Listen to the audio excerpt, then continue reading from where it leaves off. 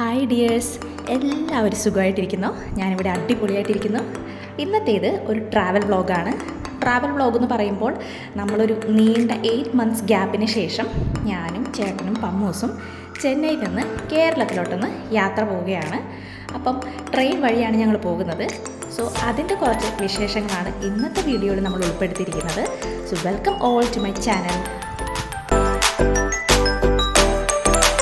Journey ഒരു step by step ജേണിയാണ്. അതായത് ഫസ്റ്റ് നമ്മൾ താമസിക്കുന്ന പോരൂരിൽ നിന്ന് ഗിണ്ടി മെട്രോ സ്റ്റേഷൻ്റെ അടുത്ത് വരെ ഫസ്റ്റ് സ്റ്റെപ്പ് നമ്മൾ പോകണം.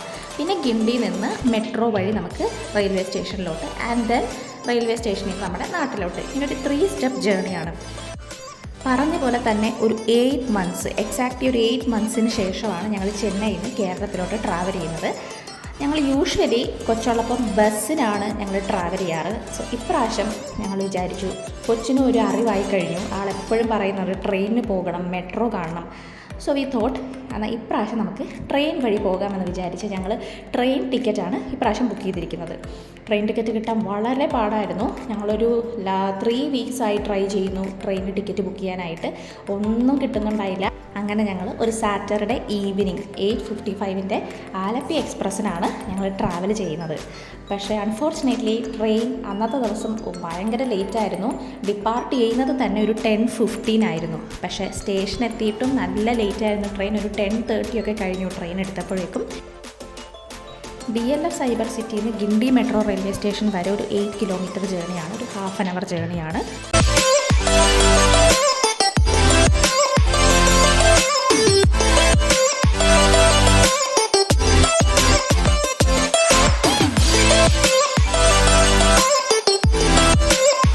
ഗിണ്ടി മെട്രോ റെയിൽവേ സ്റ്റേഷൻ്റെ അടുത്ത് നിന്ന് നമ്മുടെ സെൻട്രൽ റെയിൽവേ സ്റ്റേഷൻ്റെ അവിടം വരെ നമുക്കൊരു 11 kilometer ജേണിയാണ്, ഒരു 40 minutes ജേണിയാണ്. നമ്മൾ ട്രാവൽ ചെയ്യുന്നത് അണ്ടർഗ്രൗണ്ട് മെട്രോ വഴിയാണ്. അതായത് കുറച്ച് സ്റ്റേഷനൊക്കെ അണ്ടർഗ്രൗണ്ടാണ് സ്ഥിതി ചെയ്യുന്നത്. സോ നല്ല രസമാണ്. എൻ്റെ ചെന്നൈ വന്നിട്ട് ഫസ്റ്റ് ടൈം എക്സ്പീരിയൻസ് ആയിരുന്നു അണ്ടർഗ്രൗണ്ട് മെട്രോയിൽ ട്രാവൽ ചെയ്തത്. സോ അങ്ങനെ ഒരു 40 minutes 45 minutes ഒക്കെ കഴിയുമ്പോഴേക്കും നമുക്ക് നമ്മുടെ മെയിൻ ചെന്നൈ സെൻട്രൽ റെയിൽവേ സ്റ്റേഷൻ്റെ സ്റ്റോപ്പിൽ ഇറങ്ങാൻ സാധിക്കും. ഇഷ്ടം പോലെ സമയം ഞങ്ങളുടെ കയ്യിലുള്ളത് കൊണ്ട് ആദ്യം വന്ന മെട്രോയ്ക്ക് ഞങ്ങൾ പോയില്ല. എന്തായാലും അടുപ്പിച്ച് മെട്രോ ഉണ്ട്. സോ ഞങ്ങൾ നെക്സ്റ്റ് മെട്രോയ്ക്ക് പോകാമെന്ന് വിചാരിച്ച് വെയിറ്റ് ചെയ്യുമായിരുന്നു. കാരണം ട്രെയിൻ നല്ല ലേറ്റായിരുന്നു. ഇഷ്ടം പോലെ സമയവും നമ്മുടെ കയ്യിലുണ്ടായിരുന്നു. മെട്രോ ടിക്കറ്റ് ഞങ്ങൾ എപ്പോഴും പർച്ചേസ് ചെയ്യുന്നത് CMRLൻ്റെ മെട്രോ ആപ്പ് വഴിയാണ്. ഇതിൻ്റെ ഒരു ബെനിഫിറ്റ് ഓഫ് കോഴ്സ് നമുക്ക് ക്യൂവിൽ നിൽക്കേണ്ട റഷ് ഉള്ള സമയത്തൊക്കെ. പിന്നെ നോർമൽ ടിക്കറ്റ് ഫെയറിൽ നിന്ന് ഒരു 20% കുറവുമായിരിക്കും ആപ്പിൽ നിന്ന് വഴി ബുക്ക് ചെയ്യുന്ന ടിക്കറ്റിന്. പക്ഷേ അന്ന് ഞങ്ങൾ ഒരു വെറൈറ്റിക്ക് ഇതുവരെ ഞങ്ങൾ അവിടെ നിന്ന് പേപ്പർ ടിക്കറ്റ് എടുത്തിട്ടില്ല. സോ വി തോട്ട് അവിടെ നിന്ന് നമുക്ക് ടിക്കറ്റ് ബുക്ക് ചെയ്യാമെന്ന് വിചാരിച്ച്, വലിയ റഷും ഉണ്ടായില്ല ആ സമയമായതുകൊണ്ട് ഞങ്ങൾ അവിടെ നിന്നാണ് ടിക്കറ്റ് പർച്ചേസ് ചെയ്തത്. ബട്ട് പേപ്പർ ടിക്കറ്റ് ആയിരുന്നില്ല. നമുക്കൊരു QR കോഡ് വാട്സപ്പ് വഴി കിട്ടും. ആ QR കോഡാണ് നമ്മൾ ടിക്കറ്റായിട്ട് യൂസ് ചെയ്യുന്നത്. അവിടെ പേപ്പർ ടിക്കറ്റ് ഉണ്ടായില്ല കേട്ടോ. ഞങ്ങൾ സെൻട്രൽ മെട്രോ സ്റ്റേഷൻ എത്തിയിട്ടോ. ഇനി ഇവിടെ നിന്ന് നമുക്കൊരു ലിഫ്റ്റ്, നമ്മളിപ്പം അണ്ടർഗ്രൗണ്ടാണ് നിൽക്കുന്നത്, ഒരു 3 stories ഹൈ ആയിട്ടാണ് നമ്മുടെ റെയിൽവേ സ്റ്റേഷൻ വരുന്നത്. സോ നമുക്കൊന്നല്ലെങ്കിൽ എസ്കലേറ്ററിൽ പോകാം, അതല്ലെങ്കിൽ ലിഫ്റ്റ് ഉണ്ട്, നേരെ നമുക്ക് അണ്ടർഗ്രൗണ്ടിൽ നിന്ന് പൊക്കത്തോട്ടെത്താം.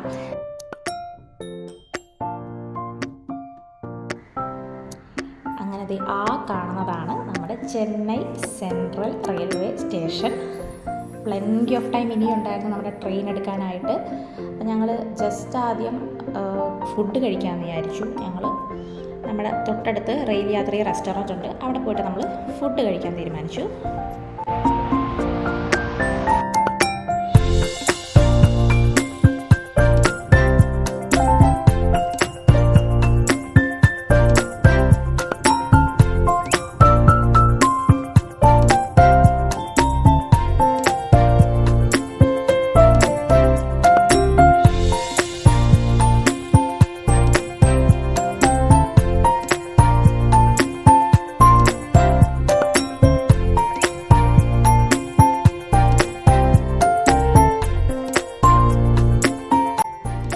ചെന്നൈയിൽ വന്നിട്ട് ഇത്ര നാളായിട്ടും ഈ റെയിൽവേ സ്റ്റേഷൻ്റെ പുറത്തു നിന്ന്, അതായത് ഈ ഇരിക്കുന്ന സീറ്റിൽ നിന്ന് മാത്രമാണ് ഞങ്ങൾ ഫുഡ് കഴിച്ചിട്ടുണ്ടായിരുന്നത്.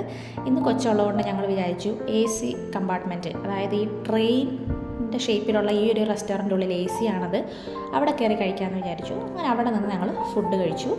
പിന്നെ ജസ്റ്റ് ട്രെയിൻ വന്നിട്ടില്ല, പ്ലാറ്റ്ഫോം നമ്പർ വന്നോ എന്നൊക്കെ നോക്കാനായിട്ട് പോയി. പക്ഷേ അതൊന്നും ഇതുവരെ വന്നിട്ടുണ്ടായില്ല. റെയിൽവേ സ്റ്റേഷൻ്റെ ഉള്ളിൽ നല്ല ചൂടായിരുന്നു. അപ്പോൾ ഞങ്ങൾ വിചാരിച്ചു ട്രെയിൻ വരുന്നവരെ പുറത്ത് നല്ല കാറ്റ് കിട്ടുന്നൊരു സ്പേസ് ഉണ്ടായിരുന്നു, അവിടെ പോയി കുറച്ച് നേരം ഇരിക്കാം. എന്നിട്ട് പിന്നെ ട്രെയിൻ വരാറാകുമ്പം സ്റ്റേഷനിലോട്ട് വരാമെന്ന് വിചാരിച്ചു.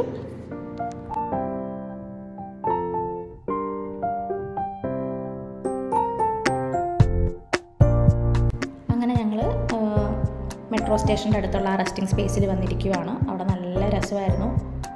കളർഫുള്ളായിട്ടുള്ള വെള്ളച്ചാട്ടങ്ങളും അതൊക്കെ ഉണ്ടായിരുന്നു. നല്ല കൊതുകുണ്ടായിരുന്നേ. പിന്നെ വേറെ ഒന്നും ചെയ്യാനുണ്ടായില്ല. അവിടെ കുറേ നേരം ഇങ്ങനെ വെയിറ്റ് ചെയ്തിരുന്നു.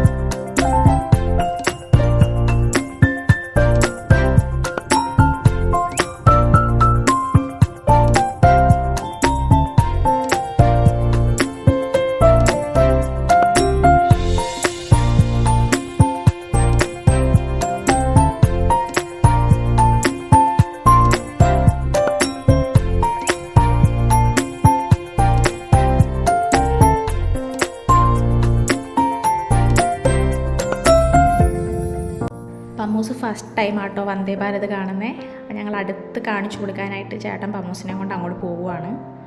കുറേ വീഡിയോസിലൊക്കെ വന്ദേ ഭാരത് എന്ന് പറഞ്ഞിട്ട് ആളത് ആദ്യമായിട്ട് കണ്ടപ്പം ഭയങ്കര എക്സൈറ്റ്മെൻ്റ് ആയിരുന്നു കാണാനായിട്ട്. അങ്ങനെ ഫൈനലി നമ്മുടെ ട്രെയിൻ എത്തി. നമ്മൾ ട്രെയിനിൽ കയറി. അങ്ങനെ നെക്സ്റ്റ് ഡേ മോർണിംഗ് ആയി. നല്ല പോലെ ഉറങ്ങി കേട്ടോ, ഭയങ്കര ടയേർഡായതുകൊണ്ടായിരിക്കും. നമ്മൾ പാലക്കാട് എത്തുന്നേ ഉണ്ടായുള്ളൂ.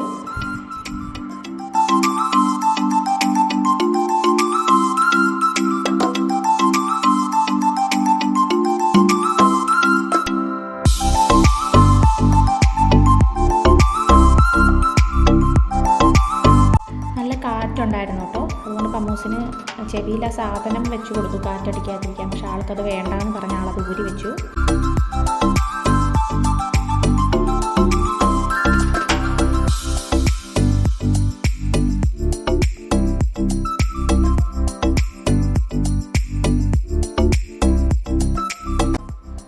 രണ്ട് സ്റ്റേഷനിലായിട്ടാണ് ഞങ്ങൾ ഇറങ്ങാൻ തീരുമാനിച്ചത് കേട്ടോ.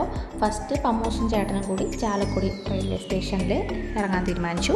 ഞാൻ നേരെ എൻ്റെ വീട്ടിൽ, അതായത് എടപ്പള്ളി റെയിൽവേ സ്റ്റേഷനിലുമാണ് ഇറങ്ങുന്നത്. അപ്പം ചാലക്കുടി എത്തിയപ്പോഴേക്കും പമ്മൂസും ചേട്ടനും അങ്ങോട്ട് ഇറങ്ങി. ഇപ്പോൾ കാണുന്നത് നമ്മുടെ കൊച്ചിൻ ഇൻ്റർനാഷണൽ എയർപോർട്ടിൻ്റെ സോളാർ പവർ പ്ലാന്റ് ആണ് കേട്ടോ. ഞാനങ്ങനെ എടപ്പള്ളി റെയിൽവേ സ്റ്റേഷനിലും ഇറങ്ങി. പോകുന്ന വഴിക്കൊക്കെ ഇങ്ങനെ കണിക്കൊന്ന പൂത്ത് നിൽപ്പുണ്ടായിരുന്നേ. നല്ലൊരു ഫീലായിരുന്നു. അപ്പം വിഷുവൊക്കെ ആയതിൻ്റെ ഒരു ഫീല്. അങ്ങനെ നമ്മൾ എടപ്പള്ളി എത്തി. ഫൈനലി നമ്മൾ വീടെത്തി. അങ്ങനെ ഒരു ഹെക്ടിക് ജേണി, അതെ, ഒരു തളർന്ന ജേണിക്ക് ശേഷം വീടെത്തിയേക്കുവാണ്. എനിവേ വീടെത്തി ഈ ചെടികളും പൂക്കളും ഒക്കെ കണ്ടപ്പം ഭയങ്കര ഹാപ്പിയായി ഞാൻ. ഇത്രയൊക്കെ ഉള്ളൂ ഈ ട്രാവൽ വ്ളോഗിൻ്റെ വിശേഷങ്ങൾ. അപ്പം thanks for watching the video.